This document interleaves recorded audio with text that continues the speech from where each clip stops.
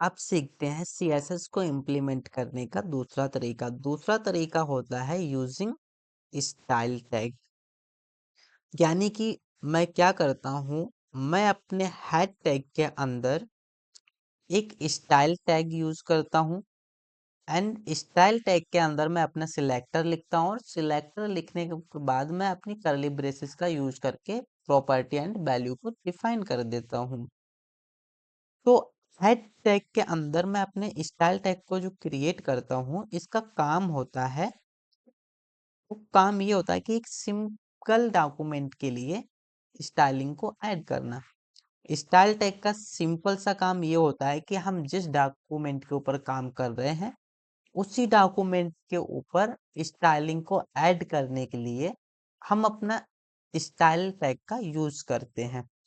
अब ये जो हमारा सीएसएस होता है इसको हम इंटरनल सीएसएस बोलते हैं। पहले हमने पढ़ा था इनलाइन सीएसएस, अभी हम पढ़ रहे हैं इंटरनल सीएसएस।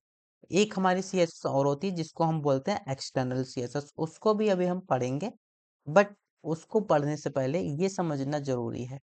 तो यहाँ पे मैंने क्या किया है, एक स्टाइल टैग का यूज किया है, उसके बाद मैंने अपना सिलेक्टर लिया है H1, करली ब्रेसेस यूज करके मैंने अपनी प्रॉपर्टी को डिफाइन कर दिया। अब चलिए एक एग्जांपल के थ्रू समझ लेते हैं। यहाँ पे मैंने क्या किया है, अपनी इनलाइन सीएसएस को यूज किया था।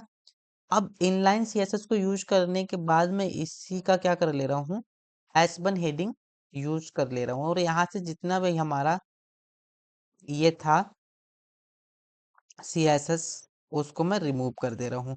तो इसको मैं रिमूव कर दे रहा हूँ। रिमूव करने के लिए हम देखेंगे फिर हमारा डॉक्यूमेंट अभी हमारे ब्राउजर पे कैसा दिख रहा है।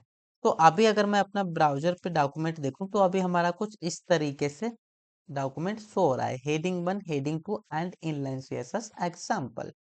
तो अभी हमारा जो है सीएसएस को कुछ इस तरीके से हमारे ब्राउजर पे जो भी हमारा डॉक्यूमेंट है वो अभी हमारा सिंपल इस तरीके से शो हो रहा है।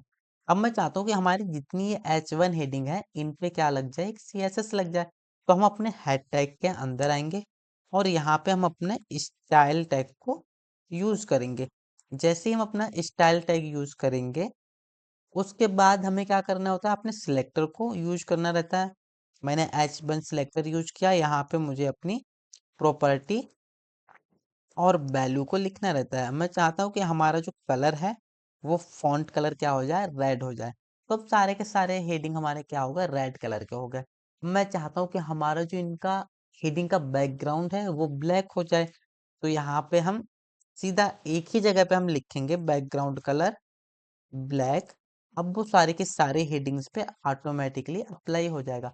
अब ये यहाँ से यहाँ तक जो ब्लैक दिख रहा है ये हमारा क्या है, एक ब्लॉक लाइन एलिमेंट है जो कि हमारे स्क्रीन के 100% क्या करता है, ब्रीथ को ऑक्यूपाई करके रखता है। ठीक है। अब मैं अगर चाहूँ तो इसका जो फॉन्ट का साइज है वो इंक्रीज भी कर सकता हूँ, डिक्रीज भी कर सकता हूँ। ठीक है। मान लो मैं चाहता हूँ कि ये जो फॉन्ट है वो हमारा बोल्ड हो जाए। ठीक है। तो फॉन्ट वेट मैं यहाँ पे यूज करूंगा और मैं चाहता हूँ कि ये हमारा बोल्ड हो गया है। तो इसको सेव करेंगे, अब ये हमारा बोल्ड हो गया। अब आपने देखा होगा कि एक अगर मैं रियल वेबसाइट बनाता हूँ तो उसमें मल्टीपल पेजेस होते हैं। क्या मल्टीपल पेजेस पे हमारा ये स्टाइलिंग काम करेगा? तो बिल्कुल नहीं। इसीलिए हमारे पास एक और स्टाइल होता है जिसको हम बोलते हैं एक्सटर्नल सीएसएस। ठीक है।